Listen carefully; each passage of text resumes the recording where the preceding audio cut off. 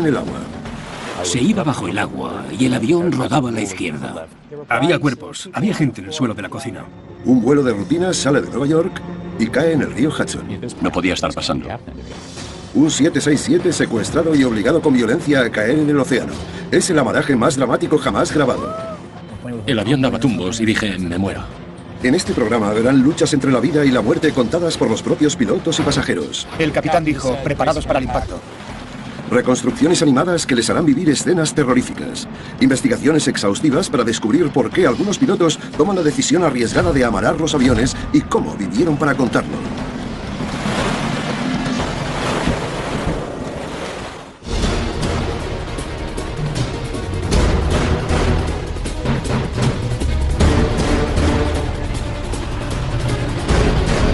¿Por qué se estrellan los aviones? Preparados para el impacto. Cuando el vuelo 1549 de US Airways cayó en el río Hudson, las cámaras de vigilancia solo pudieron captar estas imágenes lejanas del amarizaje. Cuesta ver qué pasó realmente. Están viendo el llamado milagro del Hudson, como nunca antes lo han visto. Es una reconstrucción detallada del vuelo en apuros. En el negocio de la aviación se llama amarar a hacer aterrizar un avión en el agua debido a una emergencia.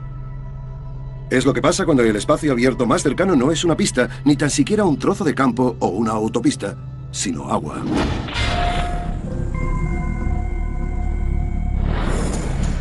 En el caso del vuelo 1549 de US Airways, es el río Hudson, Nueva York. Tan solo 6 minutos antes del amaraje famoso en el mundo entero, al vuelo 1549 le dan permiso para rodaje y despegue en el aeropuerto La Guardia de Nueva York. El copiloto Jeffrey Skiles está al mando. Es nuevo con los Airbus y lleva 8 años pilotando un Boeing 737. El despegue no tuvo complicaciones. Hacía buen día, con frío. Solo era mi segundo viaje en ese avión, así que lo pilotaba manualmente para acostumbrarme. Y cuando estábamos a unos 900 metros, nos chocamos con los pájaros. El avión lleva menos de 3 minutos en el aire cuando se choca con una bandada de gansos canadienses que dañan ambos motores.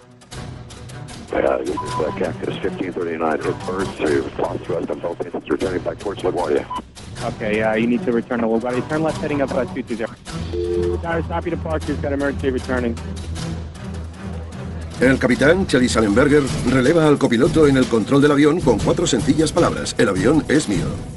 Sorprendentemente hay material de los últimos momentos del avión en el aire. Sally tomó el control del avión y pidió la lista de control en caso de fallo doble de motor. Empecé a seguirla. ¿Para reencender los motores? Sí. ¿Hubo suerte? No, los motores tienen que estar en un estado de arranque concreto para funcionar. Y hace falta ir mucho más rápido. La lista de control de fallo doble del motor del Airbus da por supuesto que los motores han fallado en altitud de crucero. A 9.000 metros de altura los pilotos tendrían tiempo de sobra para apañárselas. Pero al haber chocado con una bandada de gansos a tan solo 900 metros es otro cantar. ¿Qué pensabas? Pues que no podía estar pasando. Si los motores del vuelo 1549 ya no generaban empuje, ¿por qué el avión no se cayó sin más fuera de control? La respuesta es por la aerodinámica básica. Los aviones con fallos de motor aún se pueden pilotar mientras caen. Para mantener el avión en vuelo, el piloto lo inclina con el morro hacia abajo para mantener la elevación en las alas. Básicamente cambia la altitud por la velocidad. El avión gana inercia, igual que una montaña rusa cuesta abajo. En el proceso, el piloto ha de hacer un cálculo mental de cómo de lejos llegará el avión. A 900 metros viajarás solo unos cuantos kilómetros. A 12 kilómetros recorrerás unos 160 kilómetros más o menos. Michelle Summers Halleran fue piloto comercial durante 15 años y ahora es profesora asociada en la Universidad Aeronáutica Embry-Riddle, en Florida. Hay que hacer una suposición basándonos en cuánto tiempo estabas en el aire. Sí. Y adivinar hasta dónde llegará. Exactamente. O sea que hay que hacer cálculos básicos con mucha rapidez. Muchos cálculos mentales en público. El capitán Sallenberg cuenta con casi 20.000 horas de vuelo en su haber. Así que tarda poco en hacer los cálculos y darse cuenta de que a su altitud y con ese ritmo de descenso es demasiado arriesgado intentar planear hasta el aeropuerto en una zona tan ocupada. Son las 3:23 de la tarde y al vuelo 1549 le faltan menos de 2 minutos para el impacto. Los controladores aéreos, que a veces se equivocan de número de vuelo, intentan guiar el avión hasta el aeropuerto. Package 1529. We can get it for you. Do you want to try to land 1013? We're unable. We may end up in Hudson. Package 1549. It's going to be left traffic to runway 31. Unable.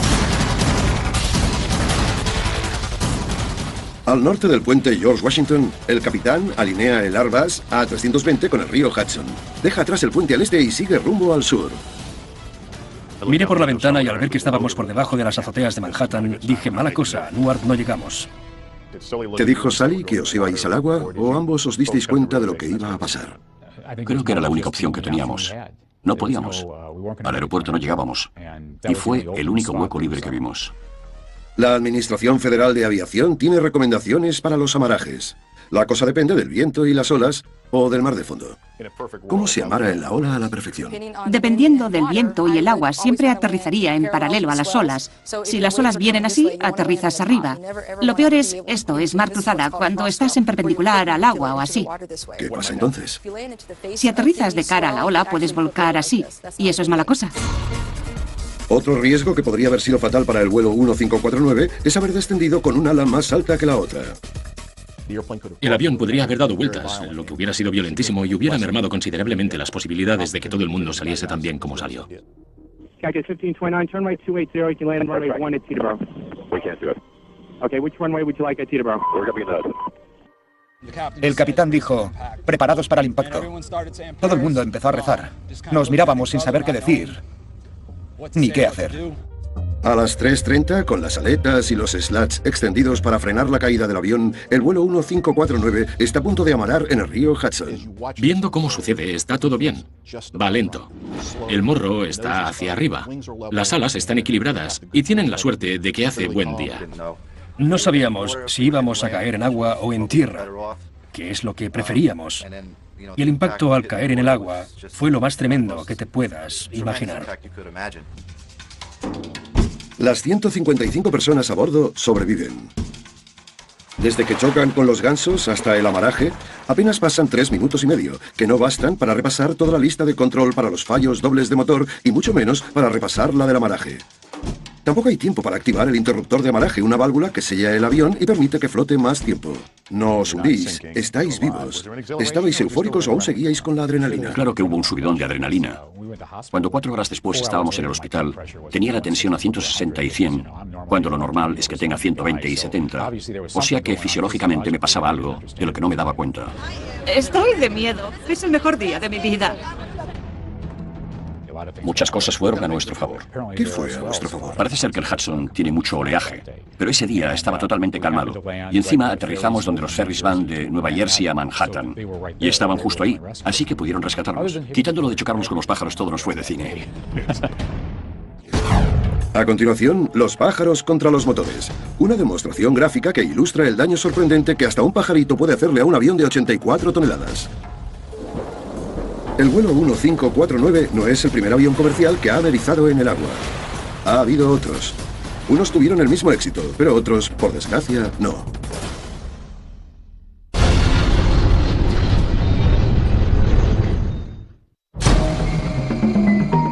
Tras el amaraje del vuelo 1549 de US Airways, muchos se preguntaron cómo pudo una bandada de pájaros de 4,5 kilos incapacitar un avión con un peso de despegue de más de 77.000 kilos. ¿Cómo pudo pasar? La respuesta es que por grandes y potentes que sean los motores del avión, también son sorprendentemente delicados. Este vídeo increíble se rodó durante una prueba de choque con pájaros elaborado por los fabricantes de motores de aviones Pratt & Whitney. Los pájaros estaban muertos antes de la prueba. Observen cómo los cadáveres se despedazan al chocar con un motor tipo turbofan. No es muy agradable. Pero el motor no acaba mucho mejor, porque sufren daños permanentes en las aspas de titanio hueco. Cuando se mete un pájaro grande, daña el compresor de la parte frontal del avión. Las aspas que se rompen pasan por el resto del motor. Damas y caballeros, el ruido que han escuchado no era un problema. Es que había un águila en la pista de aterrizaje. Los choques con aves son mucho más frecuentes de lo que puedan pensar. Según la AFA, hay al menos 20 colisiones con aves diarias en todos los Estados Unidos. El problema le cuesta a la industria de la aviación más de 2.000 millones de dólares al año. Y desde 1988, las colisiones con aves han provocado más de 200 muertes en todo el país. Por suerte, no hubo ningún muerto humano en la colisión que obligó al vuelo 1549 a amarar. Pero no todos los amarajes salen tan bien. Algunos acaban siendo una cadena de problemas. Imagínense que un piloto acaba sobrevolando el mar Caribe sin combustible, sin opciones. y que pronto caerá al océano. Esa es la trágica historia del vuelo 980 de ALM. ¿Pero qué es lo que salió tan mal?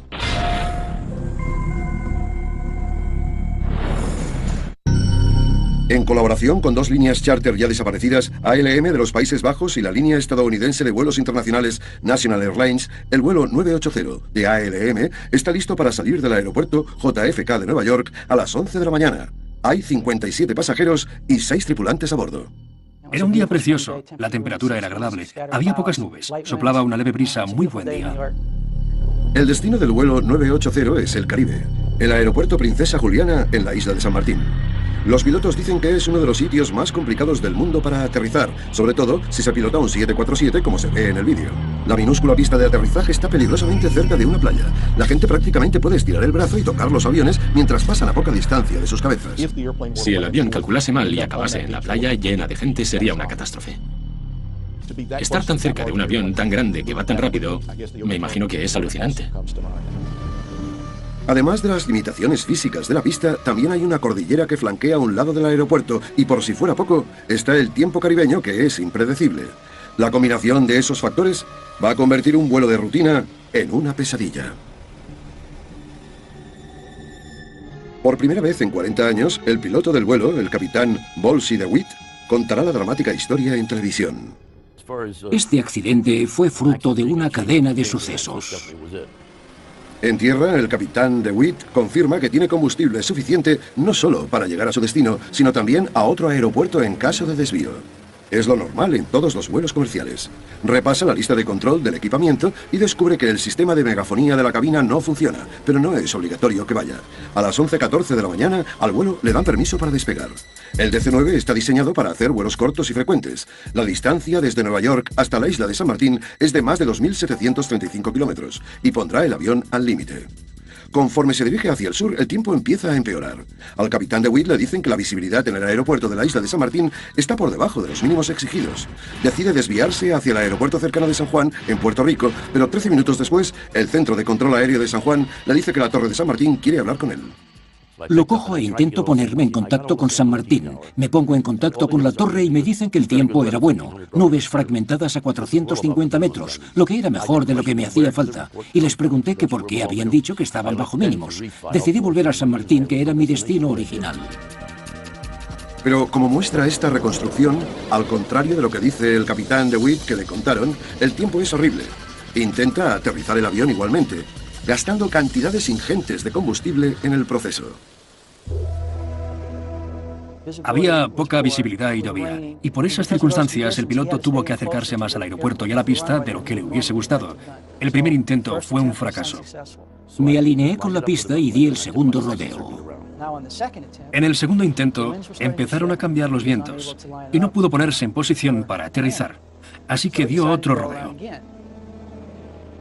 En el tercer intento las condiciones eran las mismas, pero los vientos habían cambiado 180 grados y tenían viento de cola. Al tener viento de cola, estaba demasiado alto para aproximarse. En ese momento le pedí a la tripulación que le dijese a la torre que iba al otro aeropuerto. Los cálculos decían que iba a llegar justito. Según los cálculos era legal, pero tenían muy poco margen. A toro pasado es fácil decir, tendrían que haber hecho parada en las Bermudas o de camino a San Juan. En el momento en que no aterrizaron, pasó de ser una situación crítica de combustible a una emergencia total. A continuación, sin combustible, sin tiempo y en el agua. Se iba bajo el agua y el avión rodaba a la izquierda.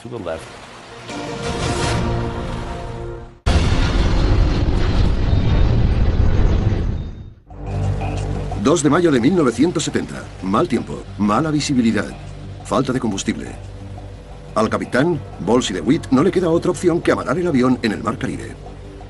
No existen imágenes del incidente, pero esta reconstrucción muestra cómo pudo chocar el avión en las aguas turbulentas.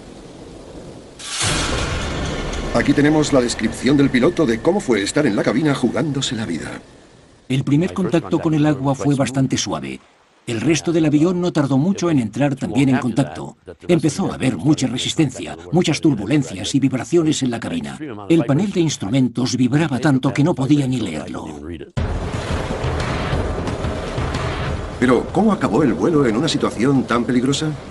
Tras no poder aterrizar en el aeropuerto Princesa Juliana de la isla de San Martín por el mal tiempo, el capitán DeWitt decide desviarse primero a la isla cercana de Santo Tomás y después de darse cuenta de que está aún más cerca, a Santa Cruz.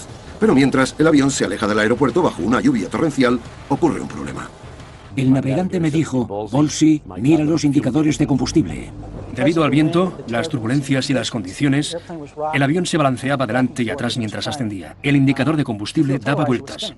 Le dije que no se preocupase porque creí que seguramente fuese porque ya teníamos poco combustible. Y encima con las turbulencias sacudiendo los tanques, pues igual era por eso. Pero a 1800 metros, las luces de alarma por poca presión de combustible se encienden y el capitán DeWitt sabe lo grave que se ha vuelto la situación. Le pregunta al controlador: ¿cuánto falta para llegar a Santo Tomás? Quedan 5 minutos de combustible, no llegó. Le dije a la tripulación que seguiríamos hacia Santa Cruz, pero que nos preparásemos para un posible amaraje. Estaba oscuro, nublado y llovía. El mar estaba muy picado. Había mucha espuma. Las olas eran enormes y el viento era muy fuerte. Todos los años de experiencia del capitán DeWitt van a salir a la palestra. Mientras desciende, ve las olas de entre 3 y 4 metros y medio y escoge una, sabiendo perfectamente que tiene que aterrizar encima de ella y no contra ella, o el avión podría romperse. Hora del impacto, 3:49 p.m.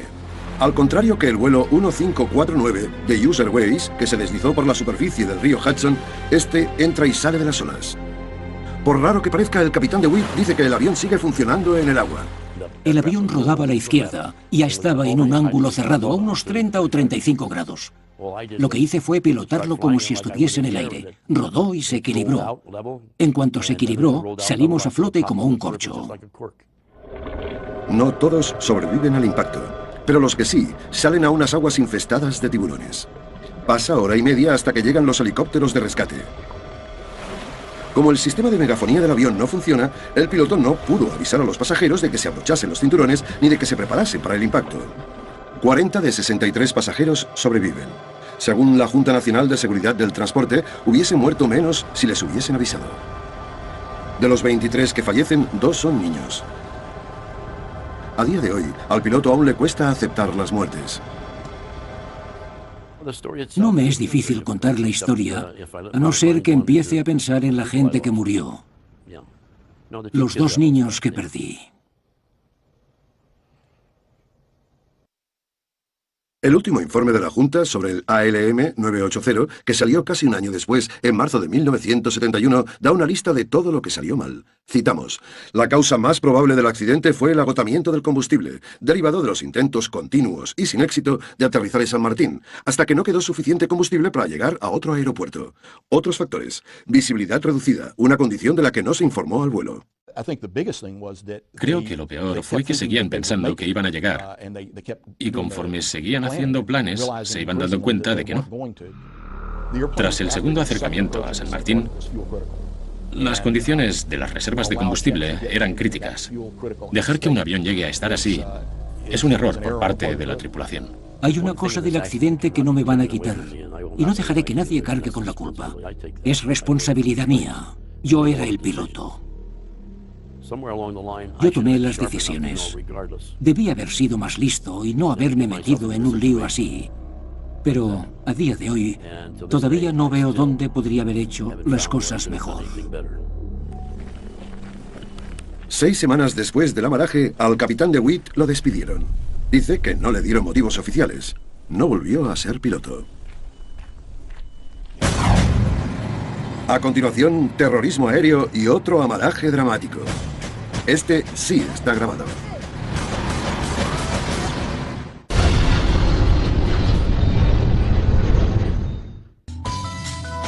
Cuando un vuelo comercial tiene que hacer un aterrizaje de emergencia, lo deseable es encontrar una pista cercana, pero no siempre se puede.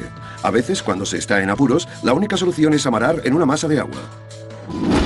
Les hemos contado historias angustiosas de aviones que han tenido que hacerlo. Sorprendentemente, lo que para los pasajeros suele ser una experiencia aterradora de vida o muerte, no parece ni inmutar a los de la cabina. No había miedo, no tuve problemas con la tripulación. Todos me apoyaban. Teníamos cosas que hacer, y eso marca la diferencia. Siempre he creído que los asistentes de vuelo y los pasajeros tuvieron más miedo porque no tenían nada que hacer. Los amarajes son raros, pero ha habido bastantes más que solo el vuelo 1549 y el ALM 980.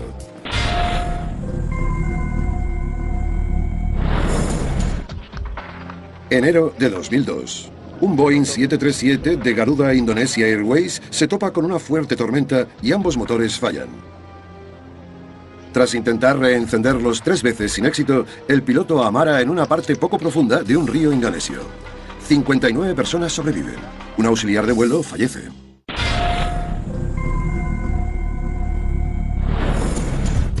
Agosto de 2005. Un ATR-72 turbohélice con un indicador de combustible que no es el adecuado se queda sin combustible y amara en el Mediterráneo, cerca de la costa de Sicilia. 16 personas de las 39 a bordo mueren. A 7 empleados de la aerolínea, incluyendo mecánicos, ejecutivos, el piloto y el copiloto, los sentencian a ingresar en la cárcel hasta 10 años. Hace casi 50 años hubo otro amaraje y, sorprendentemente, está grabado.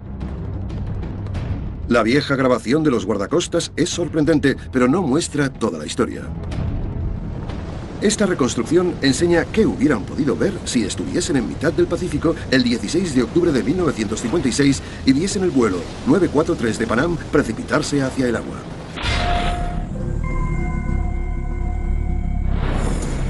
Las imágenes son escalofriantemente parecidas al llamado Milagro del Hudson, el vuelo 1549 de US Airways, pero hay diferencias importantes.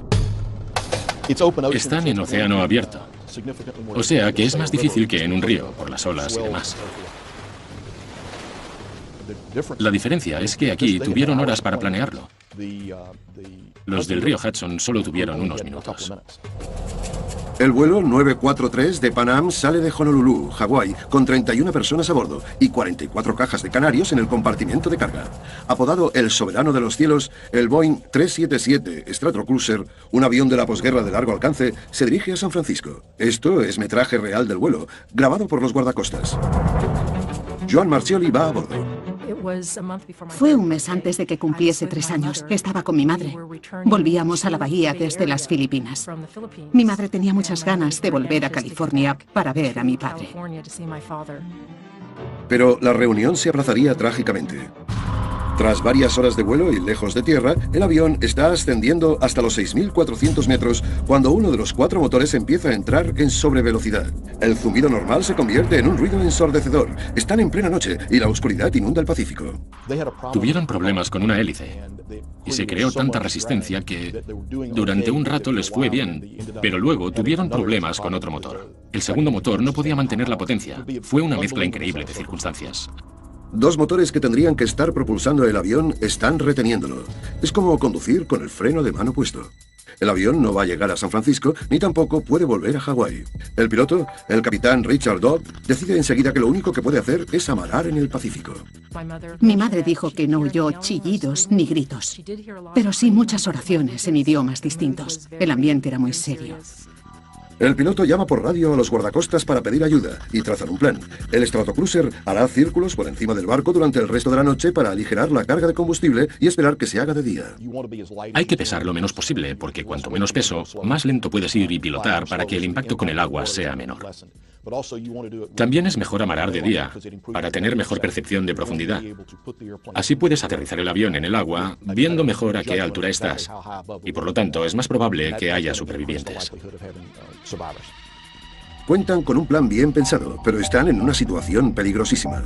Igual que los demás pilotos de los que hemos hablado, el capitán Ogg mantiene la calma y hasta hace un par de bromas diciéndoles a los pasajeros que se enciendan un cigarro y se relajen. Está en una situación que le obliga a amarar el avión y aún así es capaz de soltar chistes. Estaba muy tranquilo y mantenía la sensatez. Y si el piloto que lleva el avión va a tener que amarar, lo que quieres es que sea sensato. El avión permanece en el aire casi 5 horas, funcionando con 2 de los 4 motores. Por la mañana, las circunstancias para amarar son más propicias. Las aguas están calmadas y la temperatura es agradable, de 23 grados. Una cámara de los guardacostas graba la escena desde abajo mientras los auxiliares preparan a los pasajeros. Les dicen que se quiten los zapatos, se abrochen los cinturones, apaguen los cigarros y se pongan los chalecos salvavidas. El piloto le dice al personal que muevan a los pasajeros a los asientos delanteros. Seguramente le preocuparía que se rompiese la cola y quería que estuviésemos todos a salvo delante, por si acaso.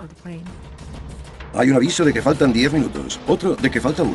Y entonces, 2 palabras del piloto. ¡Que vamos!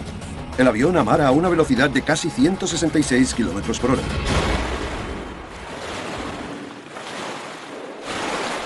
El impacto es brutal.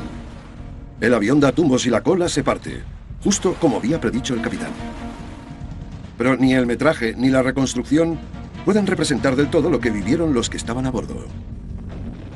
Cuando chocamos contra el agua, el impacto me separó de mi madre. Resbalé por debajo de ella, entre las piernas, debajo del asiento. Mi madre pasó mucho miedo. En ese momento sí que habló. Ahí seguramente gritó. Y mi hija. Los guardacostas están seguros de que no puede haber supervivientes, pero entonces hay movimiento.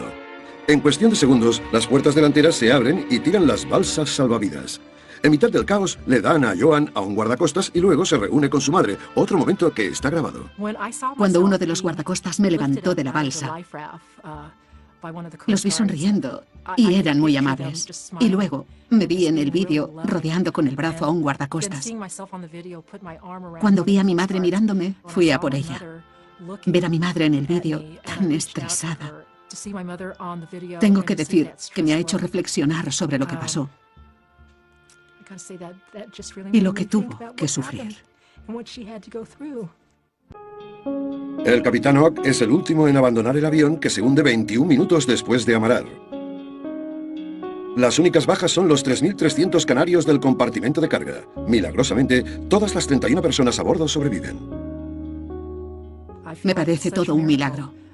Todos los supervivientes vivimos y pudimos hacer nuestras vidas.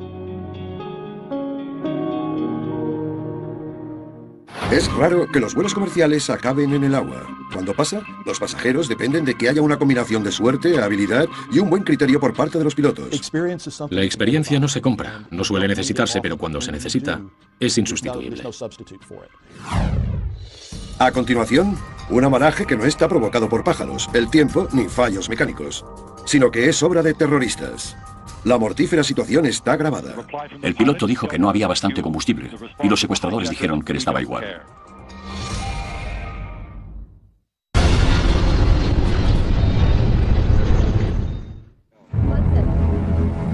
Lo que están viendo es el amaraje más dramático y violento jamás grabado. ¡Madre mía! Es un Boeing 767 irrumpiendo en el Océano Índico cerca de la costa este de África. Al contrario que otros amarajes que hemos visto, este no fue a causa de fallos mecánicos, el tiempo o un ataque de aves. Por muy peligrosas que fuesen esas situaciones, al menos los pilotos pudieron hacer su trabajo sin tener que enfrentarse a terroristas en la cabina. ¿El capitán estaba sometido a otro tipo de estrés que los demás? Desde luego. No solo tenía los problemas de tener que amarar, también tenía gente a bordo que intentaba acabar con el avión y todos los que estaban a bordo, él incluido.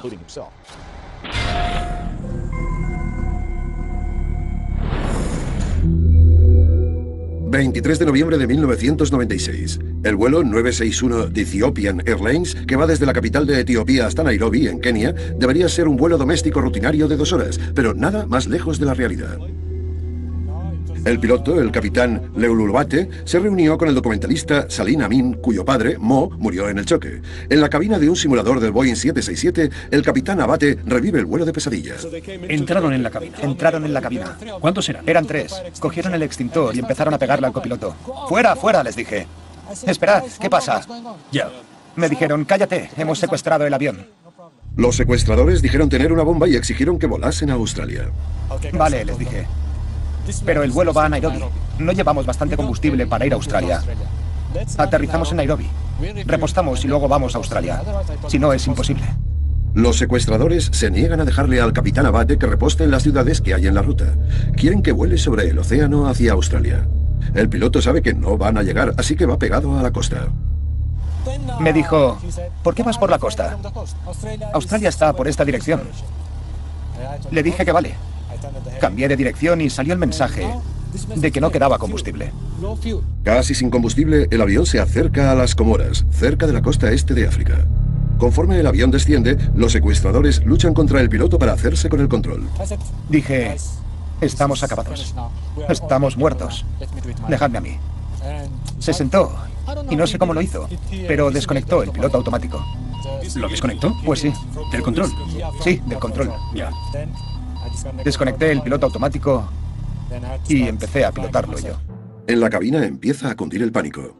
Cuando el piloto anunció que un motor estaba sin combustible y al otro se le estaba acabando, en el avión estalló el caos.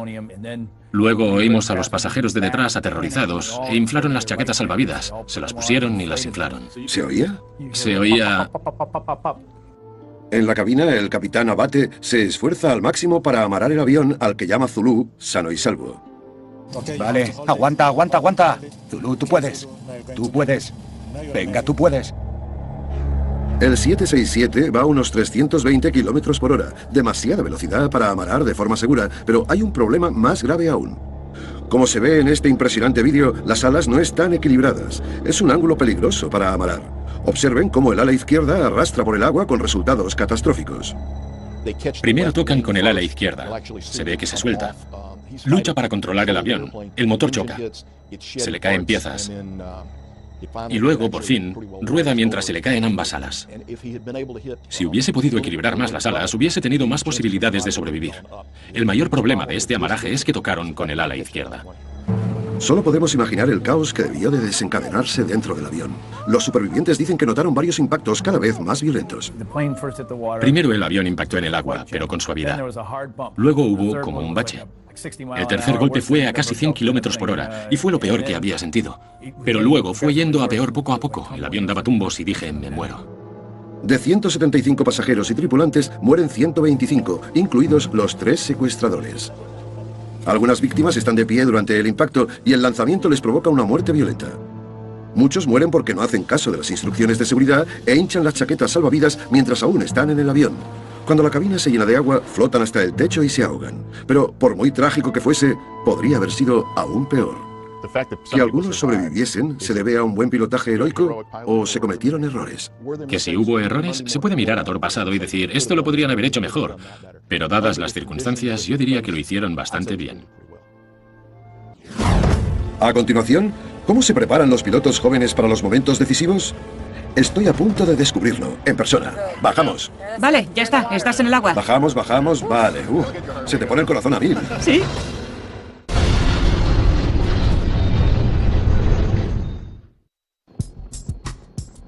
Los aviones comerciales no están diseñados para amarar. Es peligroso y puede ser mortal. Entonces, ¿por qué se arriesgan los pilotos? Como hemos visto, a veces no les queda alternativa. ¡Madre mía! En un caso, un 767 gigante es asaltado por terroristas. A los secuestradores les da igual si los demás viven o mueren. El piloto hace lo que puede para amarar el avión sano y salvo, pero el impacto mata a 125 personas de 175. Sobrevolando el Océano Pacífico, otro vuelo sufre un problema mecánico y acaba en tierra de nadie. Demasiado lejos para volver o para seguir adelante. Cuando el avión toca el agua hay consecuencias violentas. El avión acaba hecho pedazos.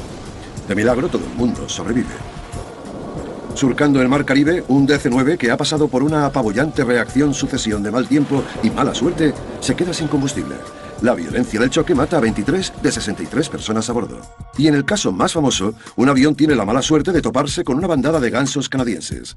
Todas las personas sobreviven. ¿Cuál es la moraleja?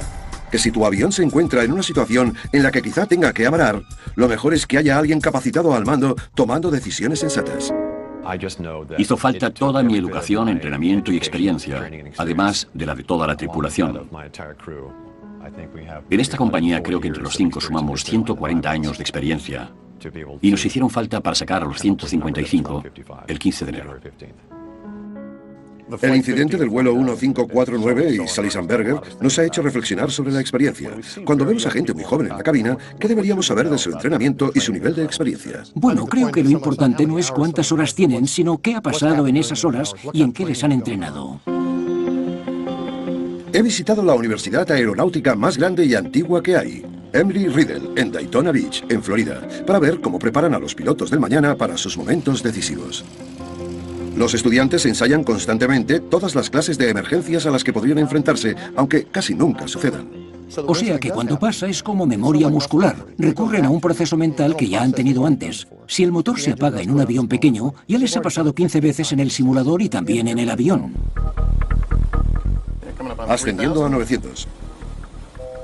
Los dos motores fallan. Perdemos empuje. Perdemos empuje, perdemos empuje. Aunque no tengo el carnet de piloto, he recibido muchas clases de vuelo.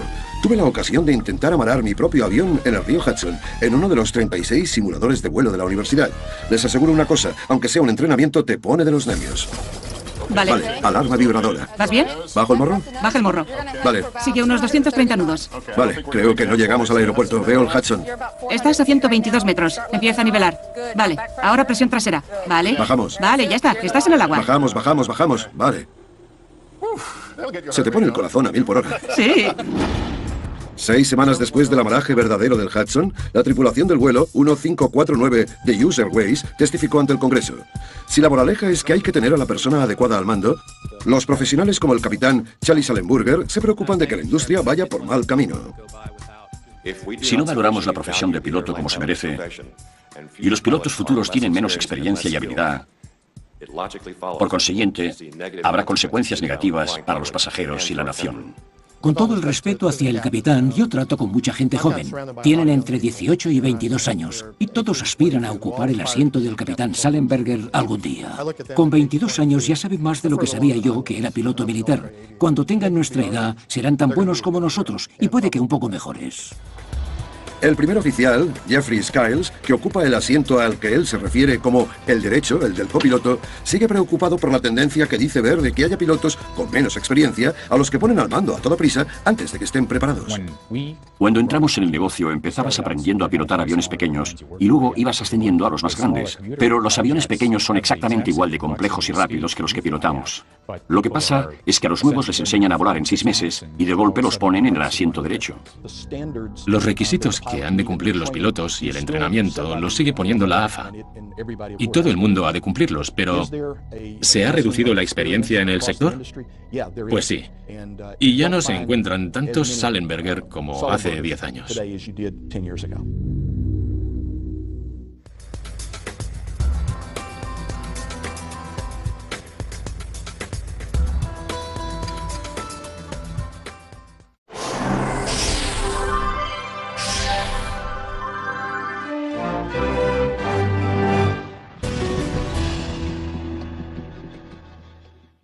Básicamente cambia la altitud por la velocidad. El avión gana inercia, igual que una montaña rusa cuesta abajo. En el proceso, el piloto ha de hacer un cálculo mental de cómo de lejos llegará el avión.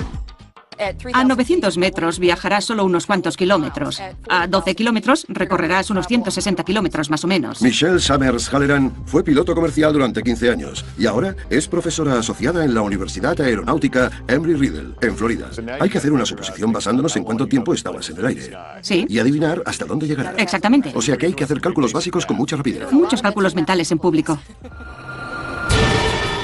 El capitán Sallenberg cuenta con casi 20.000 horas de vuelo en su haber. Así que tarda poco en hacer los cálculos y darse cuenta de que a su altitud y con ese ritmo de descenso es demasiado arriesgado intentar planear hasta el aeropuerto en una zona tan ocupada. Son las 3:23 de la tarde y al vuelo 1549 le faltan menos de 2 minutos para el impacto. Los controladores aéreos, que a veces se equivocan de número de vuelo, intentan guiar el avión hasta el aeropuerto. Package 1529. We can get it to you. Do you want to try to land 1013? We're unable. We may end up in Hudson. Package 1529. It's going to be left traffic to runway 31. Unable. Al norte del puente George Washington, el capitán alinea el Airbus A320 con el río Hudson. Deja atrás el puente al este y sigue rumbo al sur. Miré por la ventana y al ver que estábamos por debajo de las azoteas de Manhattan, dije, mala cosa, a Newark no llegamos.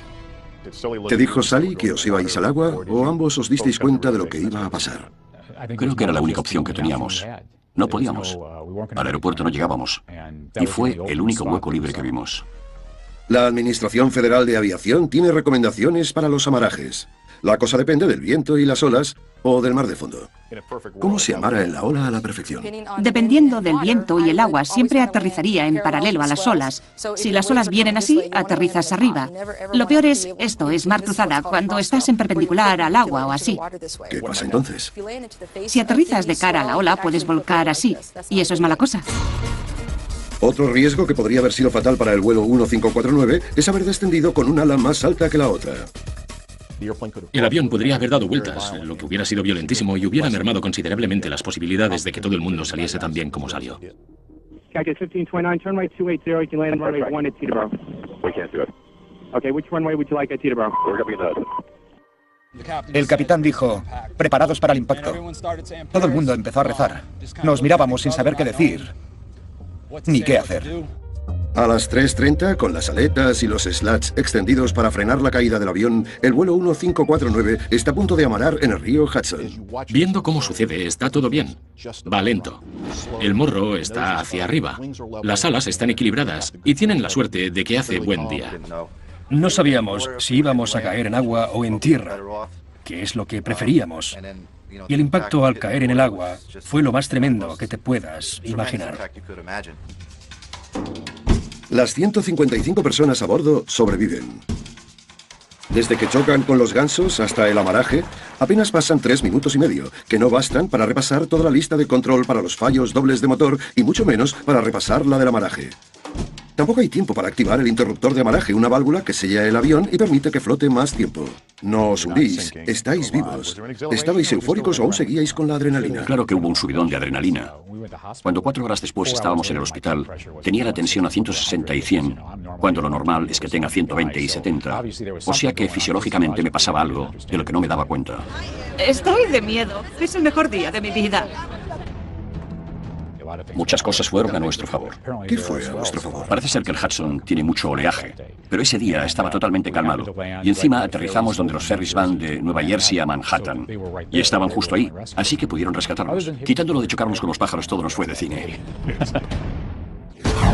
A continuación, los pájaros contra los motores. Una demostración gráfica que ilustra el daño sorprendente que hasta un pajarito puede hacerle a un avión de 84 toneladas. El vuelo 1549 no es el primer avión comercial que ha amerizado en el agua. Ha habido otros. Unos tuvieron el mismo éxito, pero otros, por desgracia, no.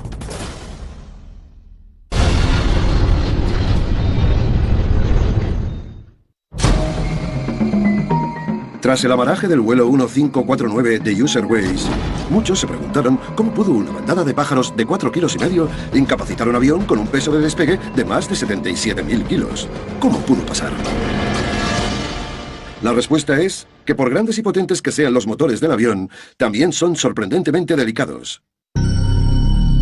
Este vídeo increíble se rodó durante una prueba de choque con pájaros elaborado por los fabricantes de motores de aviones Pratt & Whitney.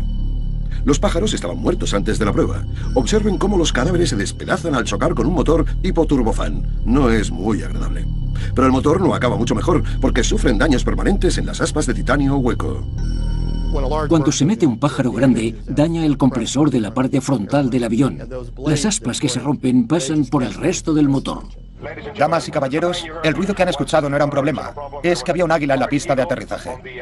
Los choques con aves son mucho más frecuentes de lo que puedan pensar. Según la AFA, hay al menos 20 colisiones con aves diarias en todos los Estados Unidos. El problema le cuesta a la industria de la aviación más de 2.000 millones de dólares al año, y desde 1988 las colisiones con aves han provocado más de 200 muertes en todo el país. Por suerte, no hubo ningún muerto humano en la colisión que obligó al vuelo 1549 a amarar. Pero no todos los amarajes salen tan bien. Algunos acaban siendo una cadena de problemas. Imagínense que un piloto acaba sobrevolando el mar Caribe sin combustible, sin opciones, y que pronto caerá al océano. Esa es la trágica historia del vuelo 980 de ALM. ¿Pero qué es lo que salió tan mal?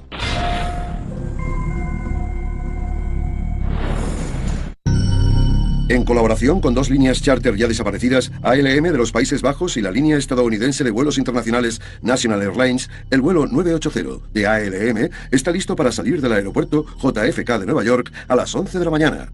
Hay 57 pasajeros y 6 tripulantes a bordo. Era un día precioso, la temperatura era agradable, había pocas nubes, soplaba una leve brisa, muy buen día. El destino del vuelo 980 es el Caribe, el aeropuerto Princesa Juliana en la isla de San Martín. Los pilotos dicen que es uno de los sitios más complicados del mundo para aterrizar, sobre todo si se pilota un 747 como se ve en el vídeo. La minúscula pista de aterrizaje está peligrosamente cerca de una playa. La gente prácticamente puede estirar el brazo y tocar los aviones mientras pasan a poca distancia de sus cabezas. Si el avión calculase mal y acabase en la playa llena de gente, sería una catástrofe. Estar tan cerca de un avión tan grande que va tan rápido, me imagino que es alucinante. Además de las limitaciones físicas de la pista, también hay una cordillera que flanquea un lado del aeropuerto y por si fuera poco, está el Tiesa Juliana de la isla de San Martín. Por el mal tiempo, el capitán DeWitt decide desviarse primero a la isla cercana de Santo Tomás y después de darse cuenta de que está aún más cerca, a Santa Cruz. Pero mientras el avión se aleja del aeropuerto bajo una lluvia torrencial, ocurre un problema. El navegante me dijo, Bolsi, mira los indicadores de combustible. Debido al viento, las turbulencias y las condiciones, el avión se balanceaba adelante y atrás mientras ascendía. El indicador de combustible daba vueltas. Le dije que no se preocupase porque creí que seguramente fuese porque ya teníamos poco combustible. Y encima con las turbulencias sacudiendo los tanques, pues igual era por eso. Pero a 1800 metros, las luces de alarma por poca presión de combustible se encienden y el capitán DeWitt sabe lo grave que se ha vuelto la situación. Le pregunta al controlador, ¿cuánto falta para llegar a Santo Tomás? Quedan 5 minutos de combustible, no llegó. Le dije a la tripulación que seguiríamos hacia Santa Cruz, pero que nos preparásemos para un posible amaraje. Estaba oscuro, nublado y llovía. El mar estaba muy picado. Había mucha espuma. Las olas eran enormes y el viento era muy fuerte. Todos los años de experiencia del capitán DeWitt van a salir a la palestra. Mientras desciende, ve las olas de entre 3 y 4 metros y medio y escoge una, sabiendo perfectamente que tiene que aterrizar encima de ella y no contra ella, o el avión podría romperse. Hora del impacto, 3:49 p.m. Al contrario que el vuelo 1549 de Userways, que se deslizó por la superficie del río Hudson, este entra y sale de las olas. Por raro que parezca, el capitán DeWitt dice que el avión sigue funcionando en el agua. El avión rodaba a la izquierda y ya estaba en un ángulo cerrado a unos 30 o 35 grados. Lo que hice fue pilotarlo como si estuviese en el aire. Rodó y se equilibró. En cuanto se equilibró, salimos a flote como un corcho. No todos sobreviven al impacto, pero los que sí, salen a unas aguas infestadas de tiburones. Pasa hora y media hasta que llegan los helicópteros de rescate. Como el sistema de megafonía del avión no funciona, el piloto no pudo avisar a los pasajeros de que se abrochasen los cinturones ni de que se preparasen para el impacto. 40 de 63 pasajeros sobreviven. Según la Junta Nacional de Seguridad del Transporte, hubiesen muerto menos si les hubiesen avisado. De los 23 que fallecen, 2 son niños. A día de hoy, al piloto aún le cuesta aceptar las muertes. No me es difícil contar la historia, a no ser que empiece a pensar en la gente que murió. Los 2 niños que perdí. El último informe de la Junta sobre el ALM 980, que salió casi un año después, en marzo de 1971, da una lista de todo lo que salió mal. Citamos: la causa más probable del accidente fue el agotamiento del combustible, derivado de los intentos continuos y sin éxito de aterrizar en San Martín, hasta que no quedó suficiente combustible para llegar a otro aeropuerto. Otros factores: visibilidad reducida, una condición de la que no se informó al vuelo. Creo que lo peor fue que seguían pensando que iban a llegar y conforme seguían haciendo planes se iban dando cuenta de que no. Tras el segundo acercamiento a San Martín, las condiciones de las reservas de combustible eran críticas. Dejar que un avión llegue a estar así es un error por parte de la tripulación. Hay una cosa del accidente que no me van a quitar y no dejaré que nadie cargue con la culpa. Es responsabilidad mía. Yo era el piloto. Yo tomé las decisiones. Debí haber sido más listo y no haberme metido en un lío así. Un poco caribeño que es impredecible. La combinación de esos factores va a convertir un vuelo de rutina en una pesadilla. Por primera vez en 40 años, el piloto del vuelo, el capitán Bolsi DeWitt, contará la dramática historia en televisión. Este accidente fue fruto de una cadena de sucesos. En tierra, el capitán DeWitt confirma que tiene combustible suficiente no solo para llegar a su destino, sino también a otro aeropuerto en caso de desvío. Es lo normal en todos los vuelos comerciales. Repasa la lista de control del equipamiento y descubre que el sistema de megafonía de la cabina no funciona, pero no es obligatorio que vaya. A las 11:14 de la mañana, al vuelo le dan permiso para despegar. El DC-9 está diseñado para hacer vuelos cortos y frecuentes. La distancia desde Nueva York hasta la isla de San Martín es de más de 2.735 kilómetros y pondrá el avión al límite. Conforme se dirige hacia el sur, el tiempo empieza a empeorar. Al capitán DeWitt le dicen que la visibilidad en el aeropuerto de la isla de San Martín está por debajo de los mínimos exigidos. Decide desviarse hacia el aeropuerto cercano de San Juan, en Puerto Rico, pero 13 minutos después, el Centro de Control Aéreo de San Juan le dice que la torre de San Martín quiere hablar con él.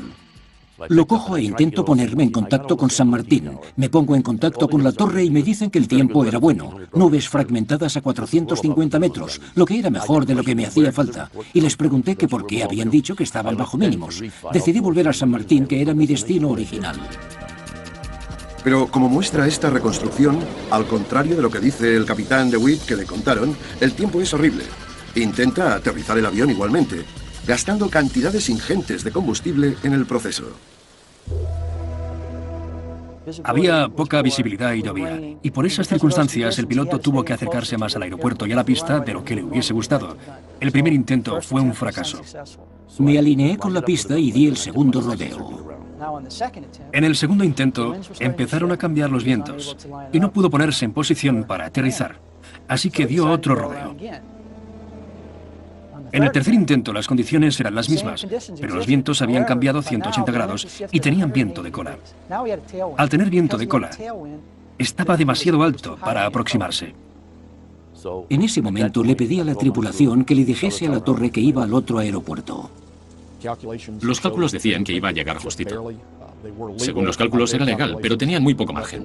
A toro pasado es fácil decir, tendrían que haber hecho parada en las Bermudas o de camino a San Juan. En el momento en que no aterrizaron, pasó de ser una situación crítica de combustible a una emergencia total. A continuación, sin combustible, sin tiempo y en el agua. Se iba bajo el agua y el avión rodaba a la izquierda.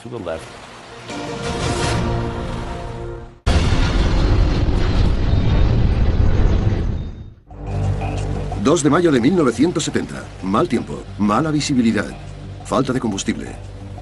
Al capitán, Bowles y DeWitt no le queda otra opción que amarar el avión en el Mar Caribe. No existen imágenes del incidente, pero esta reconstrucción muestra cómo pudo chocar el avión en las aguas turbulentas. Aquí tenemos la descripción del piloto de cómo fue estar en la cabina jugándose la vida. El primer contacto con el agua fue bastante suave. El resto del avión no tardó mucho en entrar también en contacto.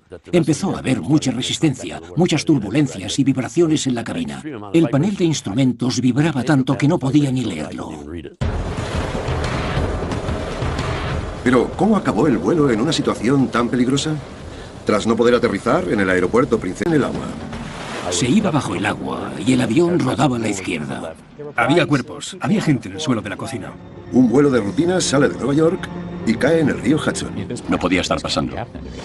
Un 767 secuestrado y obligado con violencia a caer en el océano. Es el amaraje más dramático jamás grabado. El avión daba tumbos y dije, me muero.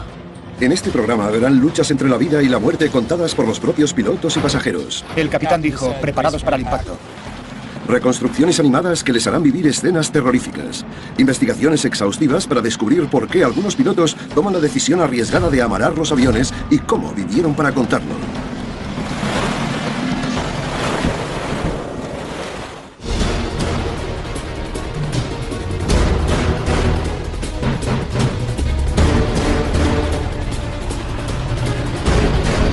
¿Por qué se estrellan los aviones? Preparados para el impacto. Cuando el vuelo 1549 de US Airways cayó en el río Hudson, las cámaras de vigilancia solo pudieron captar estas imágenes lejanas del aterrizaje. Cuesta ver qué pasó realmente. Están viendo el llamado milagro del Hudson, como nunca antes lo han visto. Es una reconstrucción detallada del vuelo en apuros. En el negocio de la aviación se llama amarar a hacer aterrizar un avión en el agua debido a una emergencia. Es lo que pasa cuando el espacio abierto más cercano no es una pista, ni tan siquiera un trozo de campo o una autopista, sino agua.